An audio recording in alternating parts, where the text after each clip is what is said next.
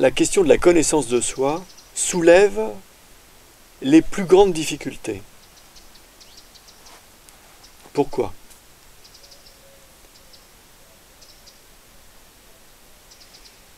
Parce qu'habituellement, de manière commune, par habitude, nous nous connaissons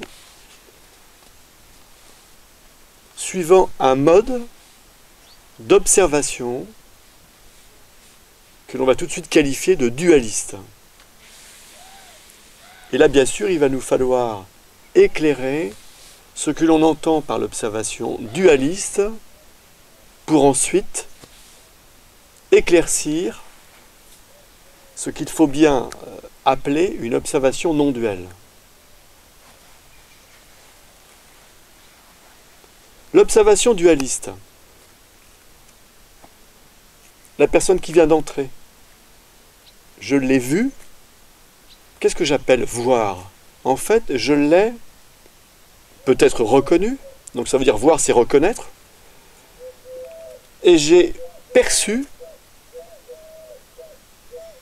l'état peut-être même dans lequel elle est, la façon dont elle entre, son humeur, sa bienveillance peut-être à mon égard, ou au contraire sa méfiance. Et en fait, là ce que j'entends par voir, c'est intentionnellement qualifier son attitude. Et de ce fait, c'est me situer en tant qu'observateur dans une relation particulière, une relation de dualité, une relation de séparation entre le moi qui regarde et la personne sous son apparence qui est vue. Ça, c'est l'observation duelle. Alors cette observation duelle, incidemment sans le savoir, comme M. Jourdain qui faisait de la prose sans même pouvoir la nommer, la qualifier comme telle, eh bien cette observation duelle, c'est le mode de conscience qui est le nôtre à chaque instant, dans toutes nos relations aux autres, notre relation à la nature, nos relations aux objets qui nous environnent.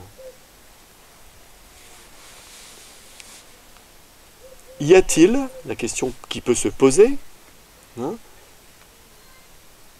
y a-t-il un mode d'observation non duel, sans séparation, sans confrontation entre celui qui observe et ce qui est observé? Je rappelle, ce qui est observé peut être aussi bien à l'extérieur qu'à l'intérieur. L'émotion qui me traverse, les associations de pensée qui incidemment viennent remplir ma tête, et puis tout de suite en sortir, remplacées peut-être par d'autres.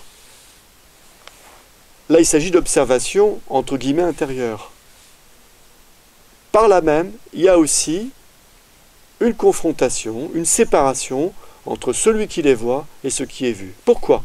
Parce que même dans ce cas-là, une émotion me traverse, agréable, je m'y attache, je la raccroche, désagréable, je n'en veux pas, je veux la fuir, spontanément, même sans discussion peut-être.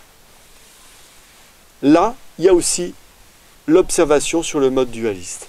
Donc qu'il s'agisse d'une personne extérieure, qu'il s'agisse d'un phénomène intérieur, l'observation sur le mode dualiste se répète, se reproduit, perdure. La même question, y a-t-il un mode d'observation non duel, sans séparation, sans jugement, sans justification, sans condamnation, un mode d'observation direct qui soit, on va le dire, ouverture.